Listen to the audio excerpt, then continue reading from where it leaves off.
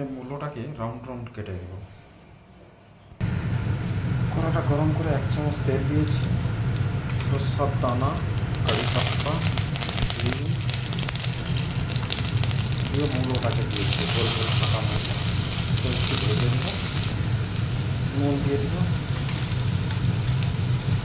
তারপর হলুদ দিয়ে দেবো,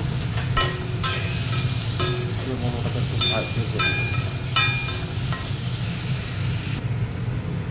মূলোটা ভাজা হয়ে গেছে, এবার আমি 1 চামচ সাম্বার পাউডার দিয়ে দিলাম আর একটু লঙ্কা পাউডার